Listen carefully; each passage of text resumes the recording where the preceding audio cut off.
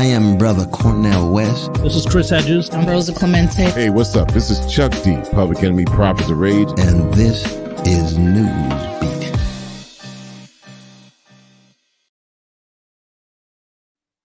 Peace and love, everyone. It's your man, Manny Faces, rocking with you alongside Rashed Mian, Christopher Tawarski, the managing editor and editor-in-chief of Newsbeat, the podcast, respectively, bringing you This Week in Social Justice. I always feel like we start very fast now because of the short intro, and no one's tuned in yet. But if you're listening on the podcast feed, hello to you. Greetings. What up, gentlemen? What is going on? Another week of weeks. This week has been a hell of a month. For the people who are tuned in, the aforementioned podcast, we are doing a live stream called This Week in Social Justice. It's your Newsbeat crew doing this weekly live stream program. You could find us on Twitch, on Facebook, on YouTube. You can go to usnewsbeat.com/watch to get the links and find us every week. Just if you're on the podcast feed, if you're watching us on the video feed, we're also a podcast. Do look for Newsbeat wherever you find fabulous podcasts, because we are among the fabulous of podcasts. We are a social justice journalism podcast, mixing the high-level journalism output that you gentlemen, mostly you two, provide by interviewing. Is it that high level? It's extremely high level. It's not level. I'm not biased at all. It's very high level.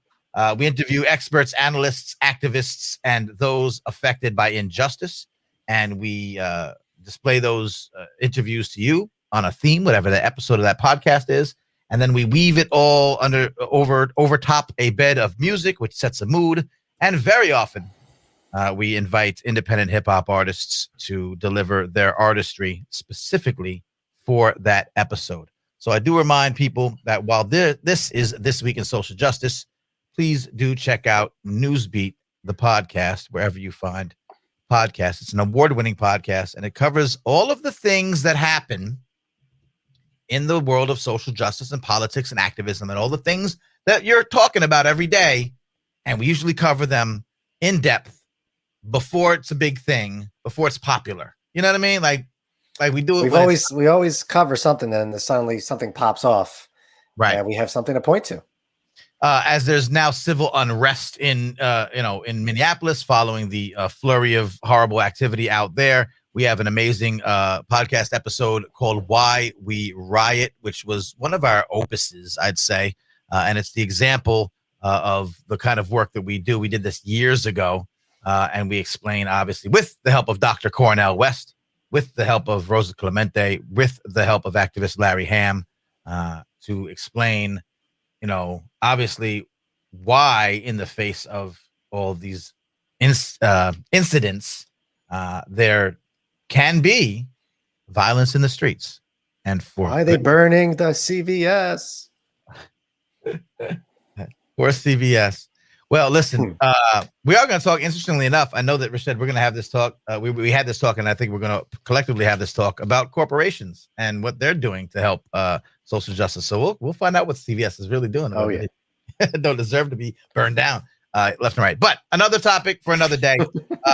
Tonight, gentlemen, we have three main topics tonight.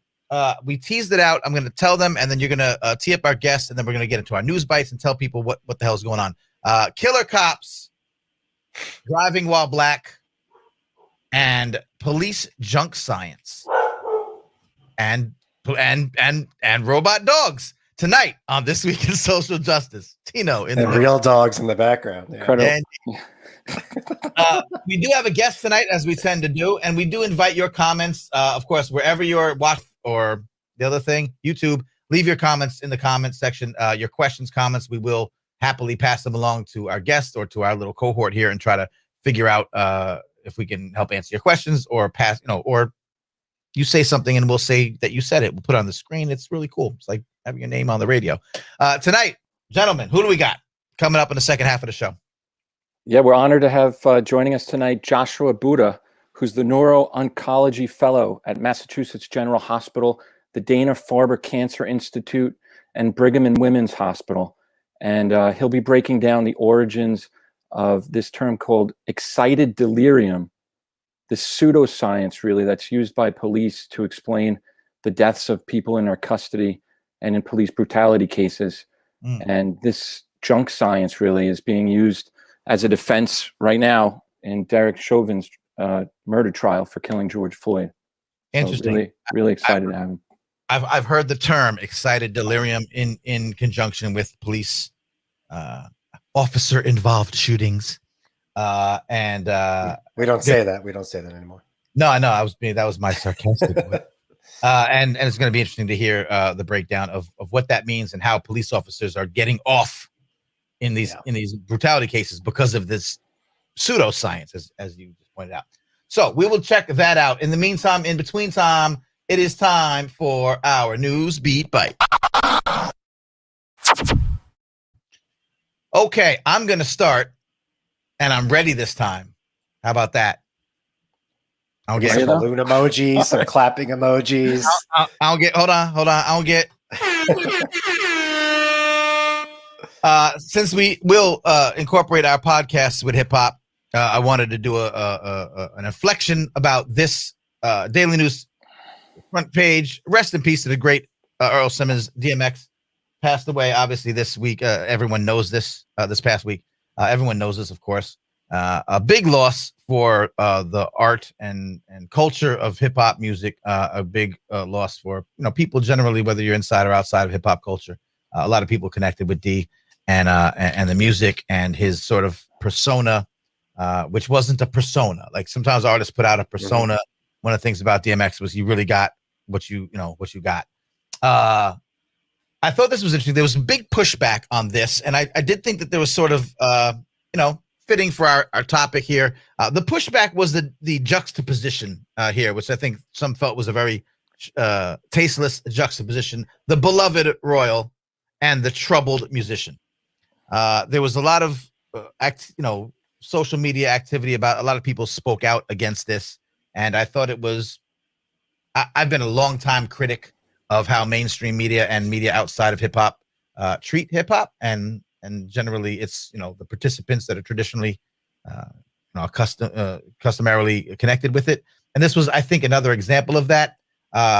While DMX was troubled, and I think that that's not something we should shy away from, because talking about vulnerability in music was one of his strengths, and why a lot of people, I think, connected with him.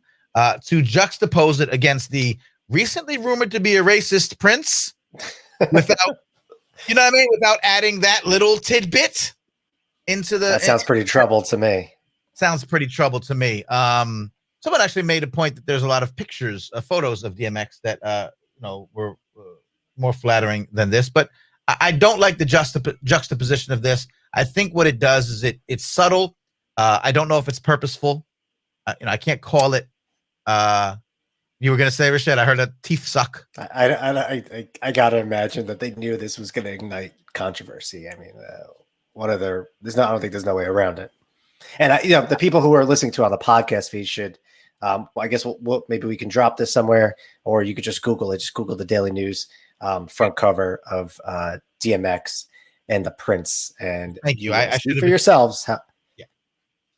Yeah. So anyway, it's a small but large, and we could do a whole 4 hours. And if you follow me on some things I do sometimes about how mainstream media tends to really, in a very bigoted way, denigrate hip hop, and by extension, those typically associated with the genre and the culture. So an example of that pushback, we do not like it. Daily News, we do not like it. Christopher, back over to you. Back to you, Jim. So I'm going to use my news bites to talk about Emmett Till, because any chance we get to bring attention to this, I think it's we have to have it on the show. But there's two things going on right now. One is a movement to have the church that hosted his funeral to become a historical landmark. And the second is the awarding of congressional gold medals to both Till and his mother, Mamie. And oh wow, for listeners or viewers who may not know of Emmett Till, He was 14 years old in 1955, lived in Chicago, and went down to Mississippi to visit family. And when he was down there, he allegedly whistled at a white woman. It turns out now, I mean, it looks like she made the whole goddamn thing up. And he was kidnapped, tortured, mutilated, lynched, and his body was found 3 days later in the Tallahatchie River. And the story might have, could have ended there, and we wouldn't be talking about Emmett Till right now were it not for the actions of his mother. And, you know, first of all, it's hard to even try to imagine the grief and torment that she had, but the state of his body was such that, and if you just Google Emmett Till, you'll see. But and basically this 14-year-old was faceless. You know, I mean, that's just one of the things that they did to him. Right. And she demanded that his body be brought back up to Chicago, and she demanded and ordered an open casket funeral. Right. And by doing that is why we're talking right now. I mean, it galvanized the civil rights movement at the time. Tens of thousands attended this funeral, and it sparked outrage about the racism in America throughout the world.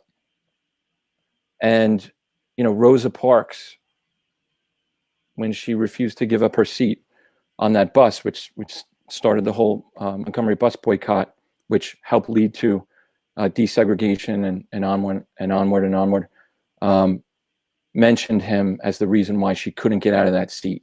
So the fact that they're thinking of making the church, which has just fallen into disrepair over the decades, into a historic site, and then it would be put under the U.S. Parks Service Department. It would be restored. There would be educational seminars there. It'd be and the congressional, and also the congressional medals. I mean, anything that can happen nowadays, present day, to bring attention to what happened to Emmett Till is worthy of increased awareness. So yeah, that's dope. I was looking to see who's introduced the legislation. Senators Roger Wicker and Bobby Rush, Congressman Bobby Rush, who was a Black Panther as well. Yep. Tammy Duckworth. So yeah, so interesting and certainly worthy. So thanks for bringing that up. You know, we don't hear about that on the TV, do we? We don't hear about some of these things happening that we should hear about. Thank you, Chris. Appreciate you. Rashed, your news bite. What do you got? All right. So I don't know if this is a good strategy on our part. And not to cut you off, everyone who's listening, these things are linked in the comment section. If you want to find more about this information, these stories, click on the links. And I guess we should start putting them in the video feeds as well. Go ahead, Rashed. I'm sorry. Most def. Yep. I was going to say that this is the second week in a row that we're pseudo criticizing Facebook. And since we're streaming live on there, I don't know if this is a good idea, but oh no. A civil rights group, Muslim Advocates, is suing Facebook basically for misleading Congress, saying that Mark Zuckerberg essentially lied when he said that they take down hate content. So Muslim Advocates in their suit is alleging that they've brought these instances of hate groups on Facebook's platform to Facebook's attention, and they haven't taken them all down. And these are some pretty awfully sounding hate groups that's on the platform. I'll give you some examples. So we have Infidels Unite Against Islam. Oh, very scary. Death to Islam Undercover. We have Purge Worldwide, and so much more and so much more. And it's amazing, obviously, that these groups get to thrive on Facebook. And I think it's also relevant because I don't know if you guys saw it, but the Washington Post this week had a story where they said domestic terrorism is basically at an all-time high. Well, it was in 2020. Right. And that was driven largely by right-wing extremists and anti-Muslim hate groups. So it makes sense, right, to try to police anti-Muslim hate when that's something that's on the rise. It's obviously been a staple of American politics since September 11th. There is something called the Islamophobia industry, which produces millions of dollars, and that's used to drive anti-Muslim and bigoted hatred toward the religion. So I definitely think it's something that Facebook obviously needs to address. Definitely so. We can spend an entire episode, and we probably will, talking about Islamophobia, talking about the misuse of the word jihad. We did a whole episode about this. The entire it was the Islamophobia industry, and so keeping up with this when it's not necessarily front and center anymore, because you're not hearing Muslim ban all over the TV, and it's not Muslims dancing in the streets after 9/11. That these things are still happening. These groups are still allowed to flourish. And social media playing a part, bro, is so. I watched that QAnon documentary on HBO. We're gonna talk about that some other time, man. I need to watch it. Man, listen, I thought I knew. I was like, yeah, I get it. Yeah, 4chan, 8chan, 8kun. I know these stuff. I've heard something. I get it. I know Reddit. I get it, bro. I'm sure some of them are part of these groups. Man, listen. I'm sure some of them are in Veterans Against Islamic Filth. Really a group? Oh man. Shouts to every Muslim celebrating Ramadan at the moment, and we will continue to make sure we still bring light to these issues, even though you're not hearing about them every day on the news like you should. Yes, sir. Yep. All right. I forgot the way to say happy Ramadan. I know it, but I forgot it.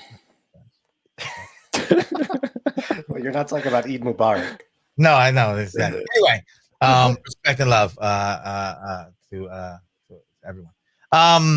Okay, let's move on. We have a guest in the next half of the show, and that guest will be coming on to talk about police junk science. And what this means is that some of the ways that police who engage in police brutality don't get held accountable, which is what we all want, is that they use pseudoscience on the stand when they ever do get taken to trial. And some of that pseudoscience revolves around, what's the phrase? Excited delirium. Excited delirium, which sounds psychologically important. Yeah, I don't want that. No one wants that. Excited delirium. It's two things that don't, you know what I mean? But it also sounds like some sort of potion that you can drink. I don't know. I'm confused. Harry Potter spell. And it's fictional. It's unrecognized by modern medical science. Right. And cops are getting off because of it. So we're going to talk about get into it. This. Please do. It's very important. It's something you need to know about that I only learned about very recently. In the meantime, before that, we want to talk about a little bit, and we have about 10, 15 minutes. So bear with us. We're going to get into this topic quickly, but in depth very quickly.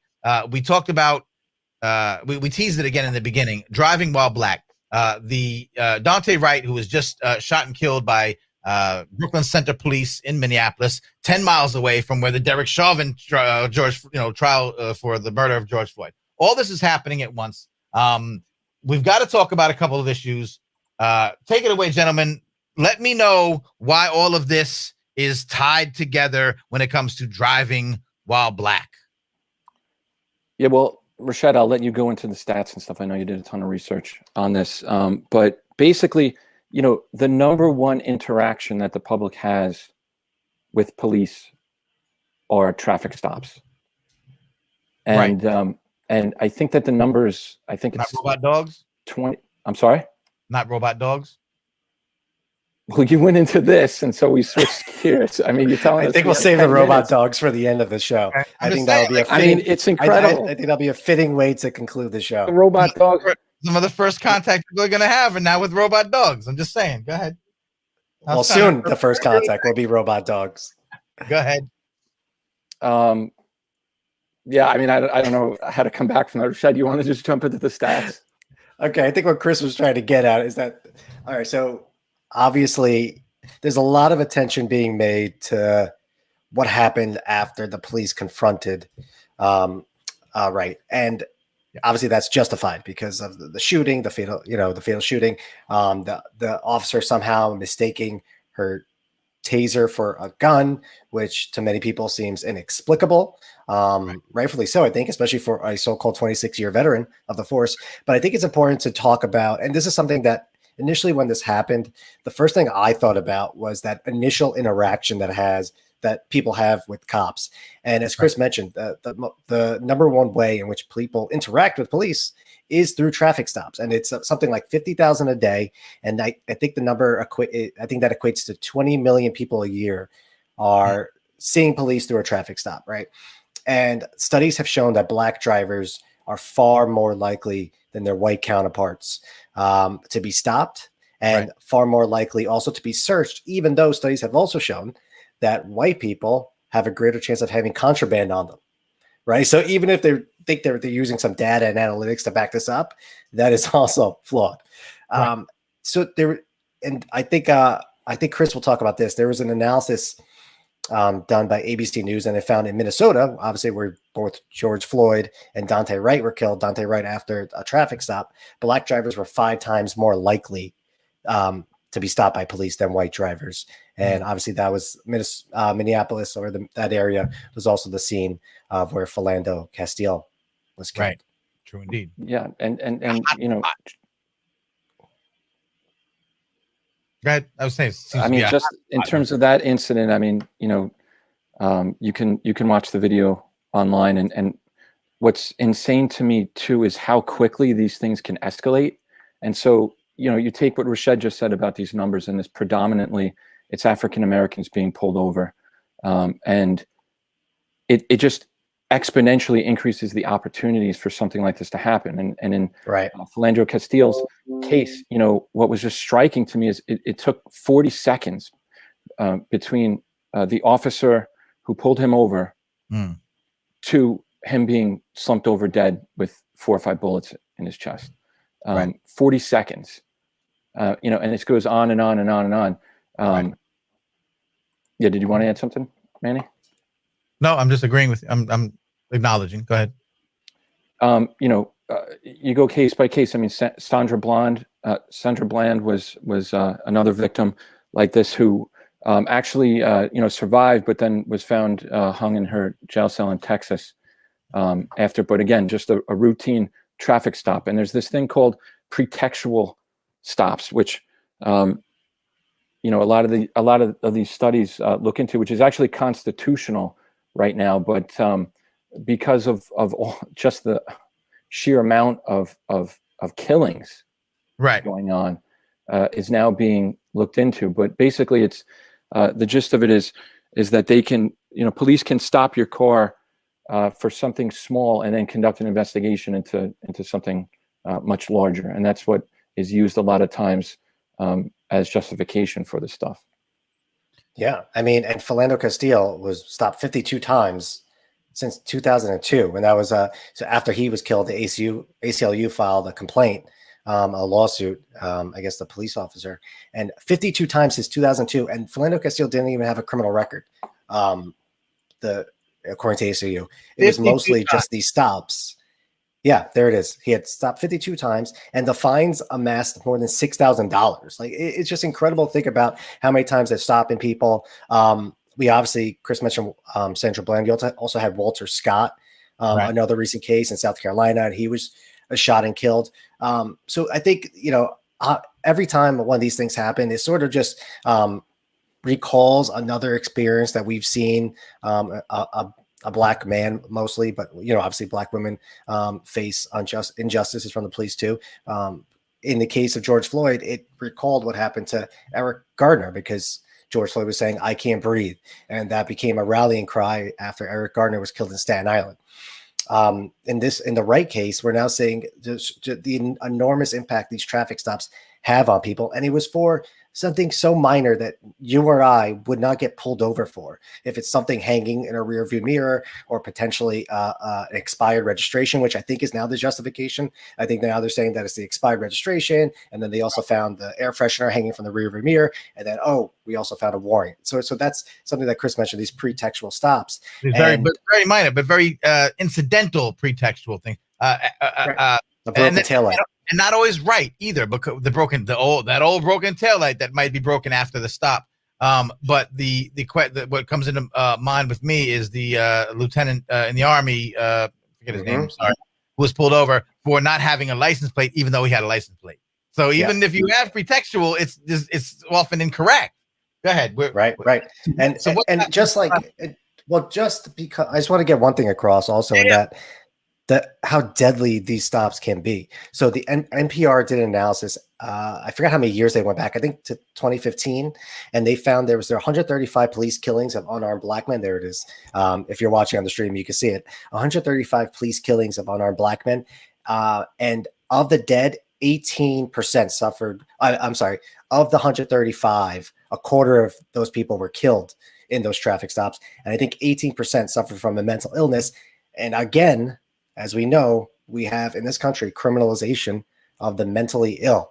So there's just so many factors that come into play. And the police, as we know from example after example, are not equipped to handle these situations. And that just brings us to something that we always like to address in our episodes on this show of This Week in Social Justice is, what are the solutions? What are municipalities? What are people trying to do to solve these? And we've had some advocates calling for the abolition of these pretext stops, right? And for these innocuous reasons that you just described, Manny.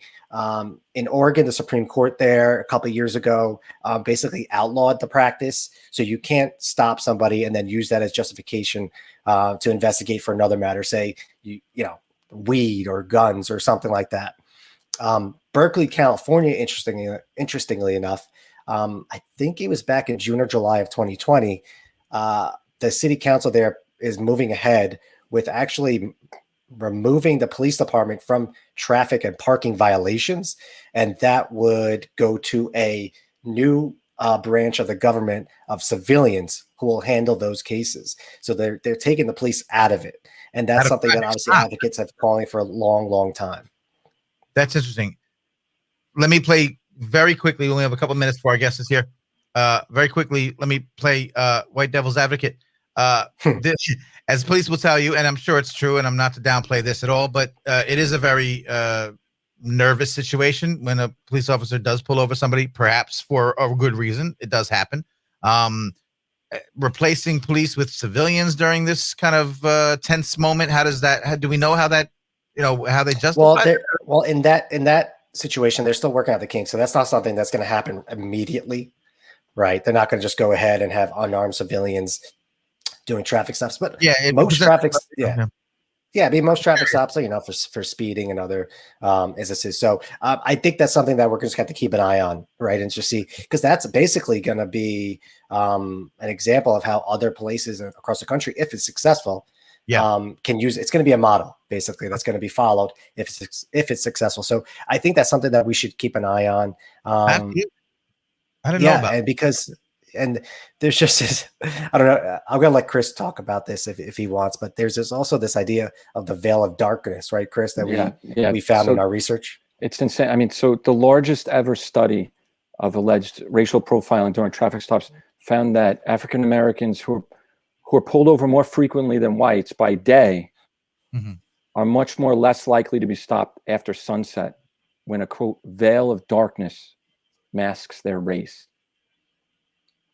Yeah, it's right there. It's showing that because they can't identify the person or their race because the sun is setting, there's less stops happening. So, I mean, if anything else, I don't know if you needed any more examples or data to back it up.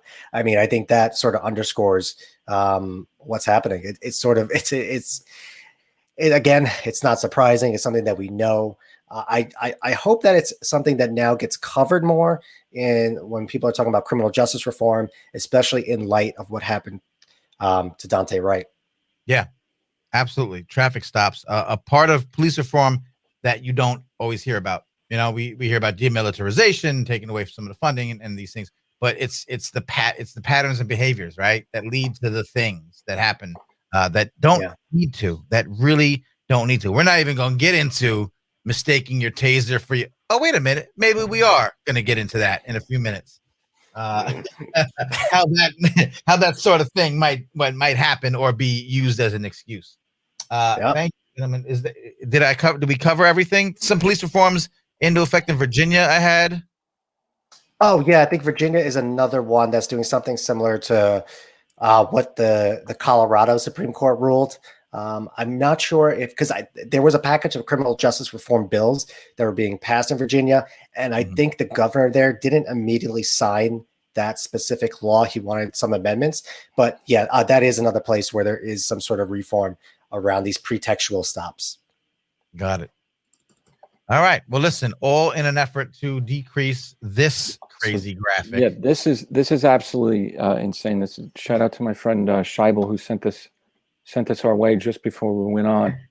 But this is an interactive map, a project really between data scientists and activists, and you can hover over it and click on it, and it will give you the details for all police shootings in the U.S. And if you scroll down a little bit on there, that this sort of right there, there were only, this sort of like tic-tac-toe board here, this calendar thing here. Look at this.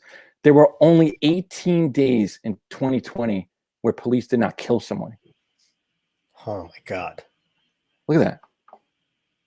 Wow. Unbelievable. Yeah. So this is definitely worth checking out. We'll put this link on the page and stuff, but it's look at the 3 and mores.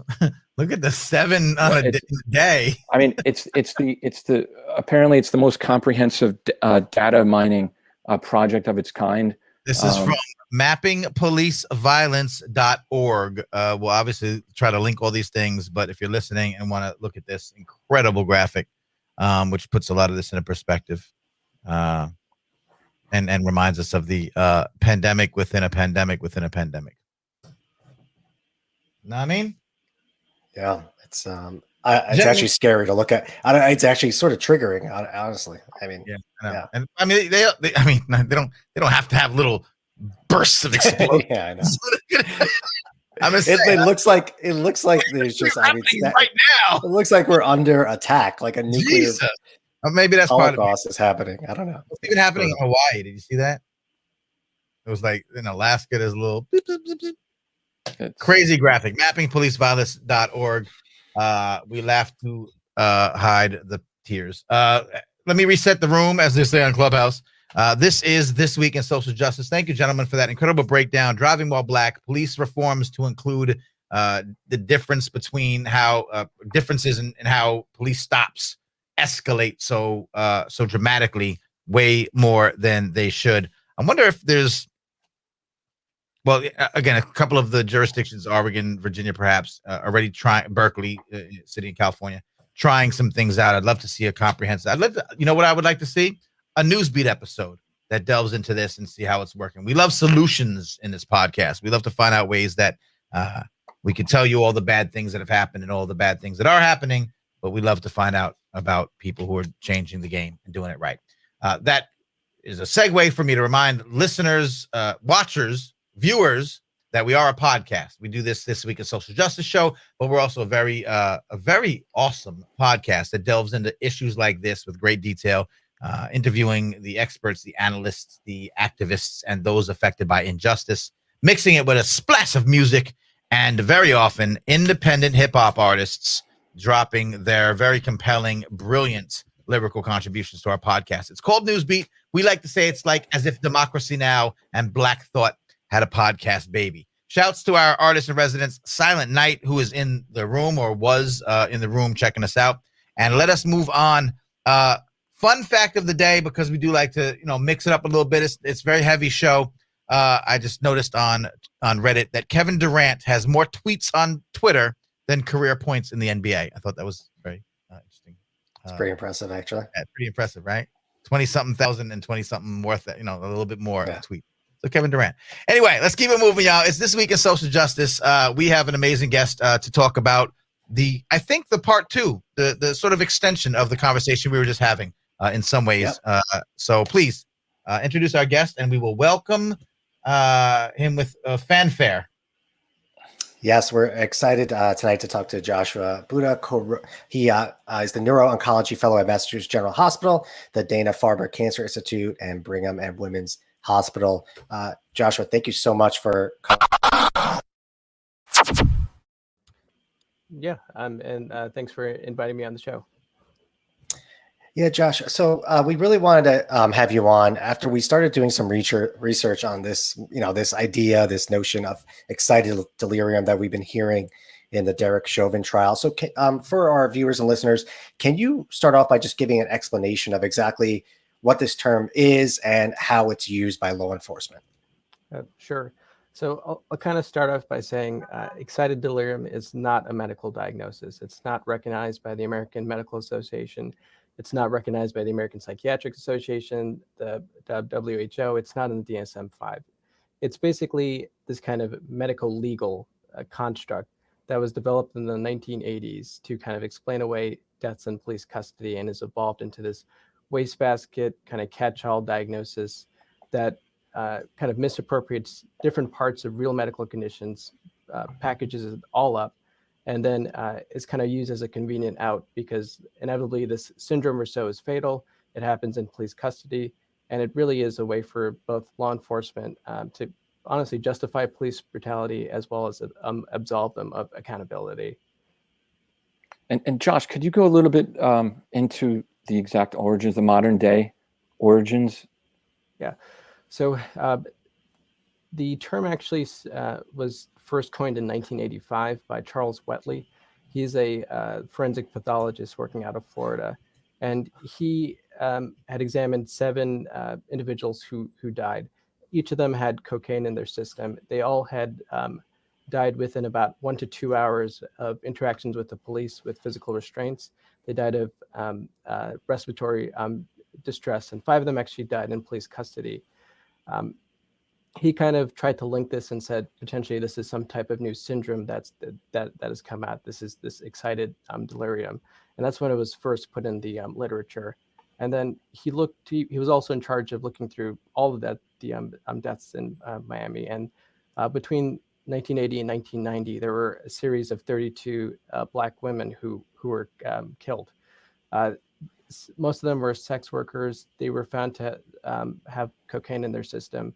And this is where Charles Wheatley kind of came up with, they all died from this excited delirium and there's a couple of really telling interviews that he says that he thinks cocaine does something to the brain, especially in relation to the sex of these people. And he says this whole syndrome kind of starts with kind of drug intoxication. There's some type of receptors or kind of neurochemistry that's going on that leads to death. Interestingly, for all of these 32 cases, these are actually re-examined afterwards. And it was found that they actually died of asphyxiation, and a serial killer was actually found and caught and actually attributed all of these 32 deaths to a serial killer, whereas he had said this was excited delirium. But that was only until years afterwards. And then, but by then, excited delirium had kind of come into the scene, and this is when the early 90s to the mid 90s, in which, if you look at kind of the statistics as well, whites who died of cocaine use were called cocaine toxicity, whereas blacks who died of cocaine use were called excited delirium. And that's when some of the syndrome stuff comes in which people started defining it as a syndrome in which you become impervious to pain. You have superhuman strength. You kind of don't comply with police instructions, and kind of all these racist tropes and stereotypes kind of come out, in which of the kind of the scary Black man really those kind of stereotypes go in, and also at this time, this is when there's kind of this industrial kind of play going on as well, in which kind of Taser International, Axon International embraces this diagnosis. It's being shown up on a lot of different medical examiners' reports. And then that's in the 2000s, which the American College of Emergency Physicians wrote a white paper that kind of said they had examined this, and they said potentially it's a diagnosis. And that's when you'll kind of see all literature kind of string back into that area. So it's really a diagnosis that kind of strung out of racist origins in the 80s without really any historical backing or any kind of unique features. Yeah, it's amazing because it's something that you think you would hear from somebody from like the early 20th century, right? And it really wasn't that long ago. Um, s- so yeah, can you talk about sort of just how head scratching it is that right now a defense witness is using excited delirium in the trial, and actually admitted that she trains active officers in excited delirium when it's not something that's accepted by the medical community. Yeah, and this is something that's really like when you look at it, almost everyone who's a proponent of excited delirium has some type of conflict. They're either being paid to testify, or they're people who are training in terms of how to react to excited delirium, and there's all this kind of you know external conflict that comes into play. What I'll say is that kind of from that 2009 white paper from the American Academy of Emergency Physicians, three of the people who wrote that were actually being paid by Taser. Wasn't disclosed at the time, and there's kind of been this whole industry that has kind of come out of this term, and you have to really parallel that to what's happening in the medical community. So in medical school, excited delirium is not taught. It's not in any textbooks. It's not a recognized medical diagnosis. So you have the syndrome that's, or I'll say quote unquote syndrome, that's developed in the 80s, 90s, and then now in the 2000s, in which it's kind of propagating in like law enforcement and the legal community, but it's not in the medical community because it's not a diagnosis that we came up with or support. So you kind of have it kind of coming unrestricted, unrestrained, and there's kind of they're starting publishing data. And if you look at almost all these reports and kind of all these studies about excited delirium, they kind of all cite themselves, and there's this really poor science that's going on, in which someone writes a paper, then they write another paper, cite their old paper, and it just keeps propagating where, oh, now there's a body of literature about this condition, but it's not, and it really falls apart pretty quickly if you take a in-depth analysis at it. It's just absolutely incredible. I mean, Rashad and I had only just sort of started learning about this the other day when we found your paper, and it's just the more you learn that it's just fictional, and it's being used to justify killings even today. Let me ask you, how prevalent is it being used as a justification for in police brutality cases or just death within police custody? Yeah. So and that's honestly one of the biggest problems. We don't know the exact numbers. We don't know how widely this is being used. We tried to look back, and there's not much data, but in Florida, over a period of 10 years, about 54 deaths, I believe, were attributed to excited delirium. And I think in Baltimore, Maryland, they said about 10% of deaths in police custody were attributed to excited delirium. But this is where it becomes a big problem for us, because in the medical field, if you have something, you could even look at the kind of vaccine rollout, what's going on. Everything is recorded meticulously. And everything is in numbers. You say these are the adverse reactions. You say this is how many times something happens, and that's how we form up with symptoms, a diagnosis. This is how like medicine is scientifically advanced. Whereas excited delirium, it's who knows how often this is being invoked. It's kind of almost cherry picked in terms of of when it comes out. And also the kind of the description of it, all of the parts of it are really nondescript and unspecific. So it's really kind of doesn't have any muster in terms of scientific validity.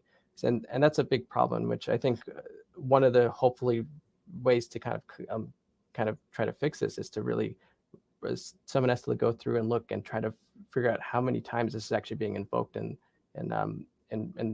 not only in the U.S., but it's actually a worldwide phenomenon. Yeah, and Josh, I'm just wondering, on that note, I mean, have there been attempts by the medical community to go into law enforcement and and try to explain why this shouldn't be used as training, first of all, right? But also to justify police abuses, or if so, have law enforcement been resistant to some of those conversations? Do you know anything about that? Yeah. So I'll say this is for a lot of in the medical field, this is again the same as you, the first time that a lot of people are hearing about this. So it's not taught basically anywhere. So now there's a push in terms of it's becoming a lot more publicized. We published these pieces in July. There's a recent article in Stat News kind of also denouncing it, asking for medical organizations to really come out and take a stance on it.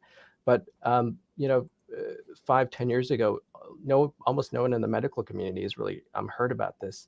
And that's when it becomes hard. It's because you're arguing with a fictional diagnosis that none of us believe in. So it would be something if, there's two spectrums of the field in medicine. We either talk about it, publish papers, and kind of figure out if this is a real or valid diagnosis. But for a lot of people, it just doesn't exist, and it actually has not been at the forefront, or even people have not even been aware of this. So I'm hoping over the next few months to that major medical organizations, like, besides just saying it doesn't exist, actually come out and denounce this diagnosis. Now, Josh, we've covered a little bit off of Excited Delirium topic, but we did a lot of coverage of COVID and how it disproportionately affects Black and brown communities, and the death rate, I think at one point was double or more than the white counterparts. And I came across your blog for, I guess, the neurology blog. And so since we were having you, I just thought it was so powerful to me. And I can't imagine, the emotion that went into that. So I was wondering, I just wanted to call awareness to it, to our viewers and listeners, and we'll share a link. And just wonder if you might comment on sort of the critical need for diversity and inclusion to combat, institutionalized biases within the healthcare.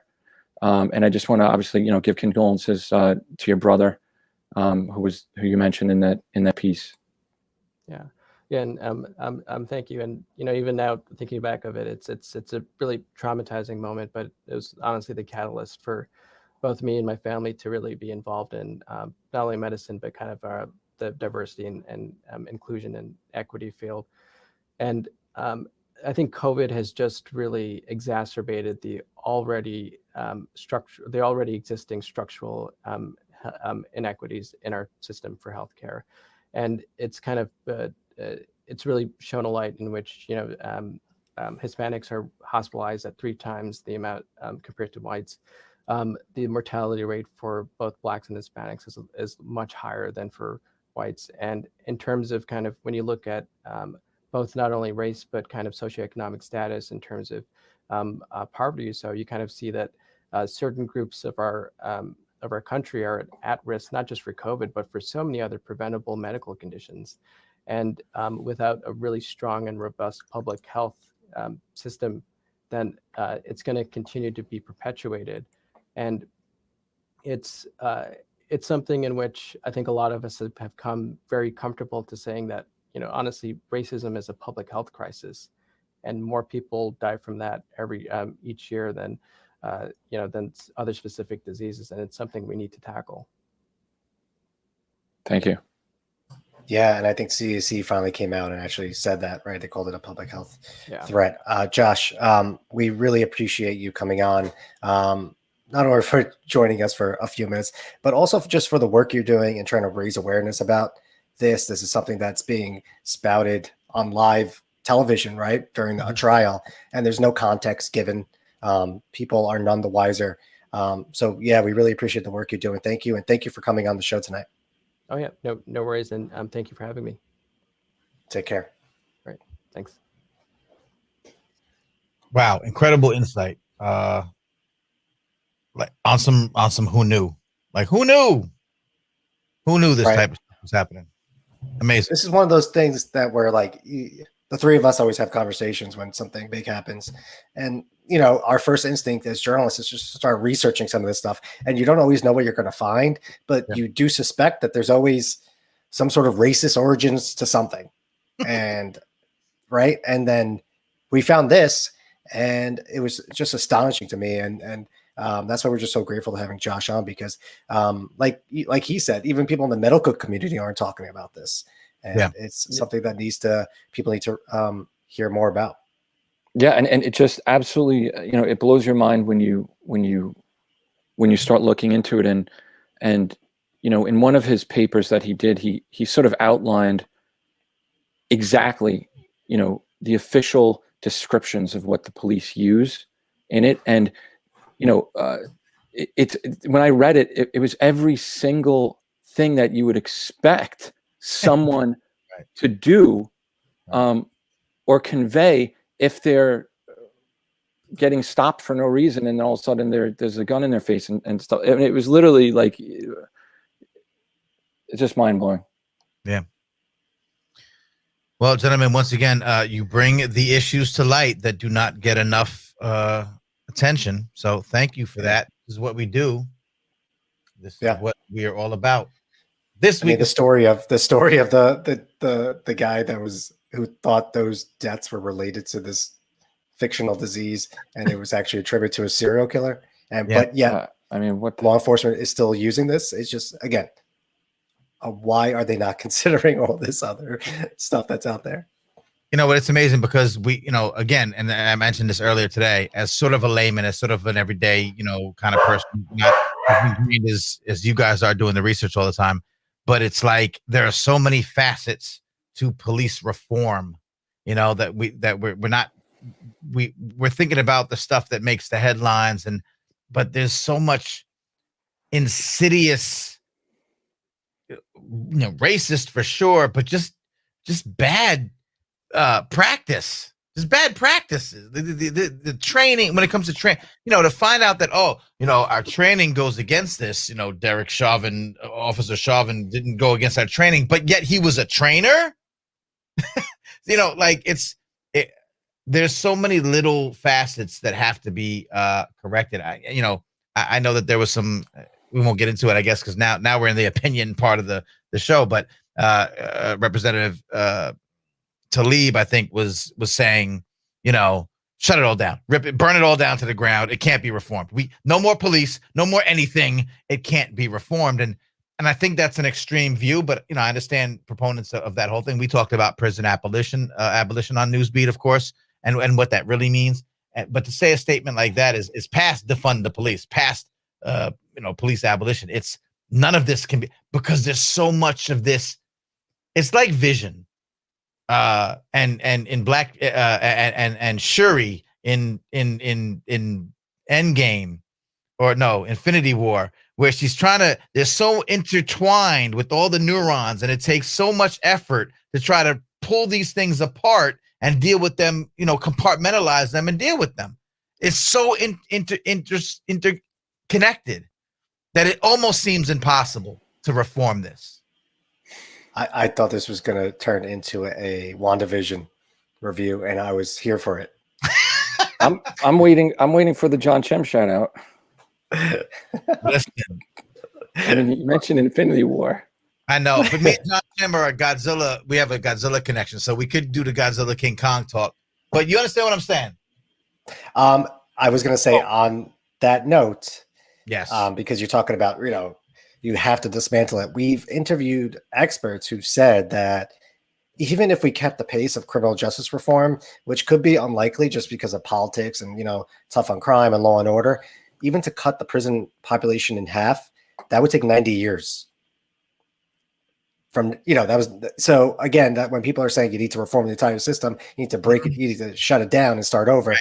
I think that's one of the reasons for that, because it's a lot of work just to get minor change to happen in this country. And as we've documented in previous episodes of This Week in Social Justice, even in the state of New York, ostensibly liberal utopia, right? It's taken years and years of a lot of pounding the pavement to get some minimal changes happen. It's very frustrating. It's very frustrating. It's great to hear these perspectives and know that this is the way to tackle these issues, because you can't just say police accountability. and then say they listen. What happened right now, Dante Wright in Brooklyn Center, Minnesota.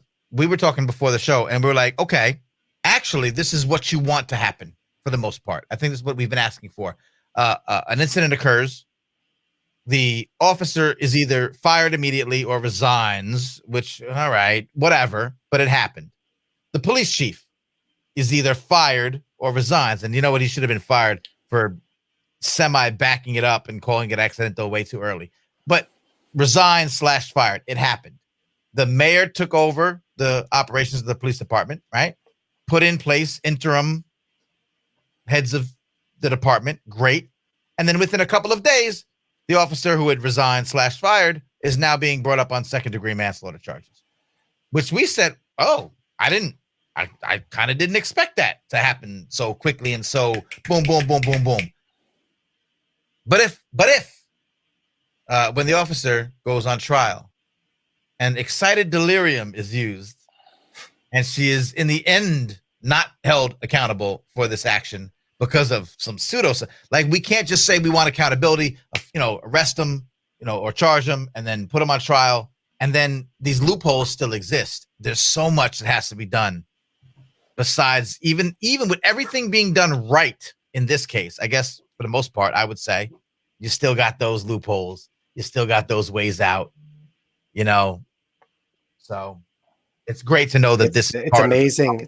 It's amazing that a prosecutor cannot dismantle that argument in cross-examination by just simply saying, so the guy that you're basing all this research on thought that these women died from cocaine overdoses when they were really killed by a serial killer. Jury of their peers. And can I remind you how many people are still anti-vaxxers because of one pretty much doctor that had no basis in fact? So, right? Wasn't it the kind of the root of all that evil? So yeah, it's tougher than it should be. We'll see what happens at the end of this. This trial could be over in a couple of days. This Chauvin trial. So yeah, I think that was going to be my future. If you want to just get that out of the way, yeah, let's do it. I think the closing arguments. Or did you want to switch? Let's Oh, thank you for that. I appreciate that. The future. Yeah, I know we're going to reverse, and Chris will do the past. But since you were segueing to it, we can do it. Yeah, I think we have closing arguments next week, right? So I think obviously it's going to be a powder keg, right? And not only in Minneapolis, but around the country as people await the results, because I think a lot of people people obviously made up their minds well before the trial started. But just by judging by the evidence, you would think it would go a certain way, but you never know. So just for people who maybe haven't been following closely, you have closing arguments next week. The defense right now is trying to lay down their case about what happened. And they're using excited delirium as their defense. So we just told you all about it. So I think you could now make up your mind if you haven't already. Yes, if you haven't already made up your mind that the trial has come to an obvious conclusion, note that the only thing the defense can use in their defense is a scientific theory that isn't scientific. It doesn't a medical theory that has no basis in fact. So there you go. Shouts to Evie in the building. And yeah, anyone listening, any comments, any questions, any concerns about the trial, about these issues, just throw them out here. We're smarter than your average Facebook friend, so we can answer some questions. That's not saying a lot, man. No, I know that. No not saying a lot. So, and for you political, what do you call them? Armchair political. Yeah, you armchair. We're also a little bit cooler than Pod Save America and slightly less white, so you can trust us. So that's good. So thank you for the future, my man, my mellow Chris Savorsky, Chris. You got it. Savorsky. What's the crystal? You had it. I think the third. It was sort of a morphing between the third and the fourth time. My man, my mellow, get on the mic. You got it. You eat Jello. So today in 1865, President Lincoln was assassinated, and we like to to highlight events and people of the past that are tied to social justice and civil rights and human rights, and obviously Lincoln. One of the many things he's most remembered for is the Emancipation Proclamation, Right. which freed all of the slaves in the Confederate States. But we would be remiss if we did not mention what our good friend John Kane over at Let's Talk Native, the podcast and the YouTube channel, everyone should check him out. Absolutely. Told us, and that was, I think just like 5 days before issuing that, he oversaw the largest mass execution in U.S. history, and the incident and those hung are known as the Dakota 38, and it was basically, his way of, it was the end of what they like to call the Dakota War with the U.S. And what John Kane will say is, take a look at this, and how can you praise someone that signed these death warrants here? I think Rashad, you were, I think, on the interview with him too, and it just goes on and on and on. I mean, so there were 38 people finally hung, but thousands of indigenous peoples were rounded up and put in basically concentration camps. Yeah. I think a very small percentage actually ended up surviving. And I mean, this is horrific, but this is what happened. Many of the bodies were dumped in a shallow grave and then dug up and used for cadavers, in our hospital and science institutions. So exploited in death. You never hear this. So, again, I think that obviously you'll hear a lot about Lincoln for many, many, many reasons. This is not something that really gets mentioned. Yeah. And so we mention it here. All right. I appreciate the perspective. We did actually a couple episodes ago, if indigenous issues are particularly of interest to you, we had a really great talk a couple of episodes regarding Holland's appointment. Can you just remind people what we had on that episode? Yeah, I mean, the first time in history that an indigenous person has been put in the cabinet, and it's significant for, tons of reasons, but one of them being that she's overseeing the Bureau of Indian Affairs, which historically, decimated. I mean, you could go on and on and on about how, but yep. The entire indigenous people's population, and so now she's overseeing that, along with many other divisions within that department. That a lot of it has to do with mining rights. So we could go on and on, but we talked about that in an episode. So again, go back through our catalog. You can podcast and chill with Netflix, with Newsbeat, and This Week in Social Justice to find out more about these issues. Listen, it was very clever, and I'm allowed to slip up every now and then. All right. Okay, as I just admitted on Slack, I'm terrible with names, so thanks to Sage for reminding us that was Leah Salgado of Illuminative.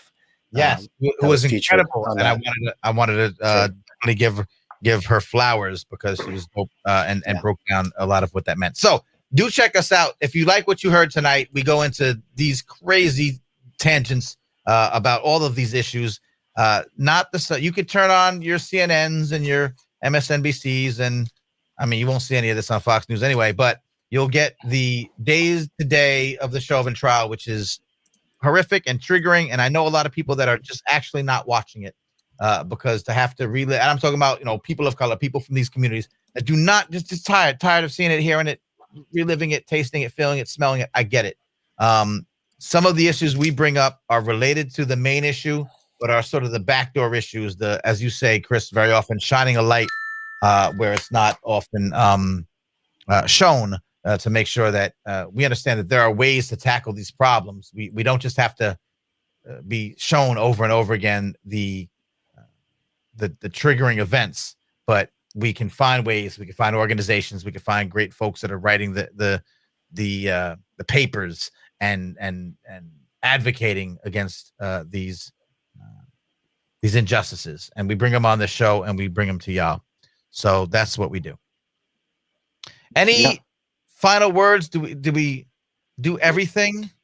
I just want to mention, so there's another podcast that's out. Yes. A political podcast. Okay.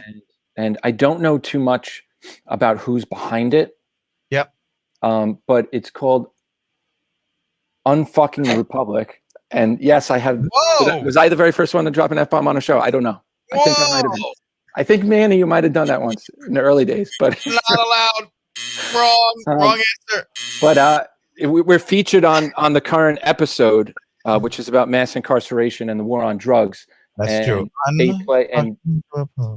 play an excerpt from our war on drugs episode from way back, and yes. I have to tell you, it's infuriating, this episode that they have, and it's also absolutely hysterical at some points. There's this whole intervention in the middle of it. I'm telling you, you have to listen to it. It's a good podcast. You have to listen to it. You know that I produced that podcast. No, it's true. It's true. Oh man. Mm-hmm. I guess we know why we were featured then. We do recommend it. Listen, if you're listeners of Newsbeat, you will love this podcast. They shouted us out. We have the production team in common. But wow, breaking down the issues in such an incredible way. I learned as much as I learned rocking with the Newsbeat crew. I learned so much listening to Unfucking the Republic. How's that? You could have anti-Muslim hate groups on Facebook, but you can't say that word. Isn't that crazy? I didn't get the fringe reference. I didn't get to put the fringe reference in this one.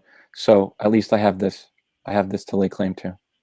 Well, you know what? Let's take it out. I think Chris wants to mention the fringe reference. He really no. We'll do it another episode because now. No, it's not. You got to give the people what they want now. You got to give the people what they want. This is what's happening in the streets of New York City right now. Wait a minute. Is that it? No, did I have the wrong thing? Makes sense. Ugh. What the hell? All right, let's take it out with this. Y'all had to see this. Come on, talk about it. These robotic canines are being deployed in New York City. It turns out that they've been deployed in Massachusetts by the state police, and also, of all places, they were used to enforce social distance mandates in Singapore. Can you imagine standing there and seeing these things sort of trying to herd you? As soon as I saw this, I don't know why. Herd you. Wait, hold on. We got to show them what it's like. You probably the anti-herd. You probably saw this. You probably saw this, people. You might have seen this on 60 Minutes where I first saw this. You might have seen this tweet. It went extremely viral, and you have to see these goddamn dogs. That was a domestic violence dispute in a housing project. Send in the RoboCop. Ugh, I can't watch it. I've never seen nothing like this before in my life. You and me both. True. What is that? Bruh. So if you attacked that as a civilian, would you have been arrested? I don't know. Because I was trying to take that thing and toss it. So get this. So get this. First of all, that is not something you want to mess with. I will tell you right off the bat. We only know so little about it, but one thing I do know is that they use these things to tow 18-wheelers. That's how strong these things are. And they have a capability of, quote, limitless data collection. Oh, that's more better than a dog. Better than a dog. Look, we're not done yet. The party ain't over. Wait, it went back for a second investigation? Can you? I got to tell you, the first time I saw this thing, I don't know why, I imagined trying to run away from one, and I didn't seem like I was going to get too far. I'm pretty sure I saw this on I think Walter Bishop dreamt No, this. no. in So, his- so this is by Boston Dynamic. No. You mean massive dynamic, because those are the ones that are definitely behind anything that exists like that. Massive dynamic. I wish the people on the podcast feed can see this. We create technology. How it is used is not our concern. We just own the patents. Oh my God. Check it off, Rochelle. We can check that right off our bucket list. We just need a little Joshua Jackson action. That would be. You saw Olive in the background there, Nina. Yeah. I used to watch that show. Shouts to Don Will, who says he can't wait till folks learn how to hack those dogs and treat them like stolen city bikes. And those. So another, one of the reasons why we wanted to. Can you imagine hacking the police dogs? You riding down the block, bro. Anyway, yep. Yeah, I mean, another reason why I wanted to mention those things was they cost about $75,000, and so in this time where we're questioning police budgets and the over militarization of local police departments, not to mention privacy concerns and mass surveillance, you have these things. You have these things being deployed. No, I was gonna say private. First of all, $75,000. My stimmy and my tax refund hit the right way. I might buy one of these dogs for myself. But secondly, the privacy concerns. You said there was something about it being able to limitless information, like pull Sucks information. up limitless data. Limitless. It's a black hole. It's a robotic, extraterrestrial black hole data sucker. But what does that mean? Now, Manny, don't you have Manny? You got one of those dogs over there right now, don't you? Mississippi. I don't know. We'll see. This is my favorite way that we've ever ended the show, actually. So Better than the polka, a hip hop. other than the polka, it's pretty good. But what do you mean by sucking in data? What can it do? Like hijack cell phones and It sends a beam of light into your brain. No, I have no idea. I am a robot dog. I am coming to get you.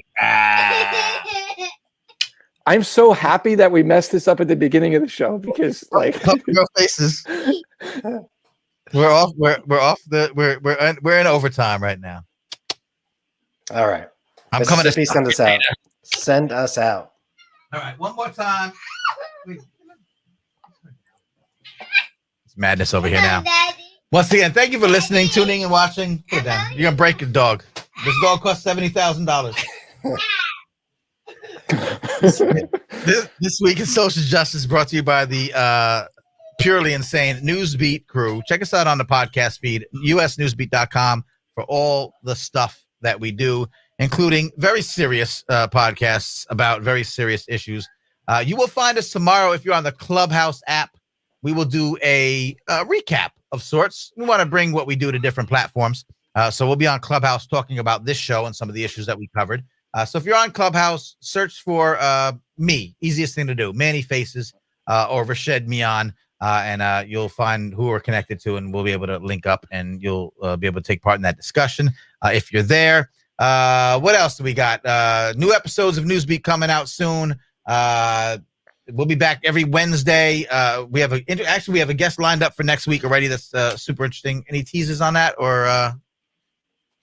I guess it's just going to touch on some of the themes that we hit today, because obviously hugely relevant. These are all interconnected and tied together. On a personal note, this is if I don't know, you never know. Now it's sold out.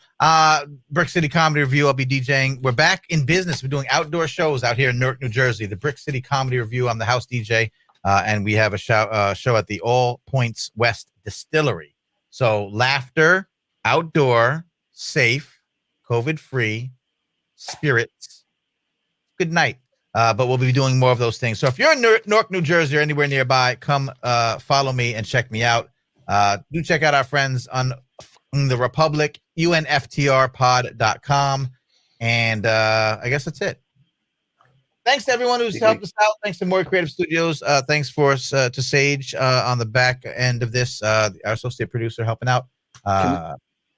Go ahead. Yeah. Should we close it out with this gift that Sage shared? It looks pretty freaky. Apparently, it's in Levittown. Oh, I've Long seen Island? this thing.